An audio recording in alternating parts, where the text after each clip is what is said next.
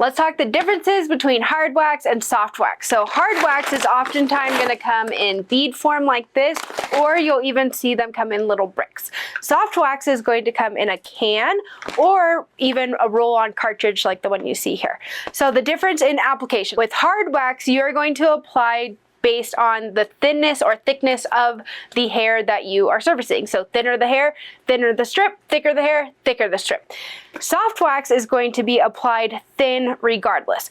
Both are going to be applied with a wooden waxing stick, and both will be applied in the direction of the hair growth. Removal. So hard wax and soft wax. What's similar with removal is that you are removing against the hair growth. The differences are how you're removing. So hard wax, after applied, you're actually going to allow it to cool and set on its own, and then the wax strip will be removed on its own without any fabric or paper strips, which are what is needed with soft wax to remove. So after you apply your soft wax, you're actually going to press in the fabric strip or the paper strip, whatever your preference is, and you're going to press that in the skin, and then you're going to remove that in the opposite direction of the hair growth. So some people prefer hard wax because when the skin is properly prepped, it does only really focus on adhering to the hair and not as much of the skin, while soft wax will adhere to the skin as well. Sometimes people prefer to use both. So if you do decide to use both hard and soft wax during a service,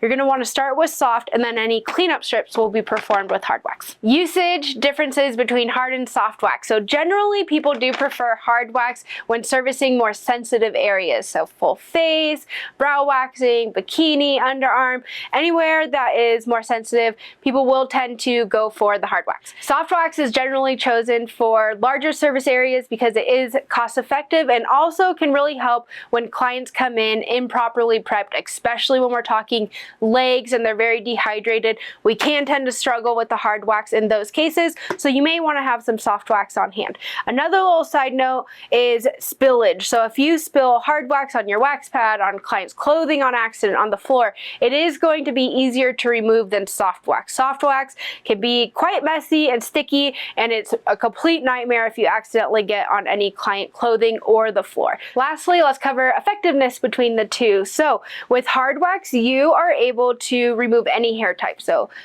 thick, thin, vellus hair, coarse hair, any of it, it will remove. But you do need to change up your technique a little bit based on where it is you're waxing and the hair type that you're waxing. You can go over an area up to 3 times with hard wax, which I really love that about hard wax.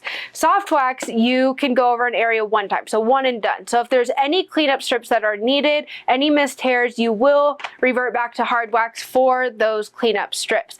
Now, soft wax is going to be best and most oftenly used for very thin vellus hair. It can be a little bit easier to remove that vellus hair with soft wax, but hard wax can be just as effective with proper technique as well. So those are the differences between hard and soft wax, and which you choose is really going to be based on your preference and the preference of your clients as well.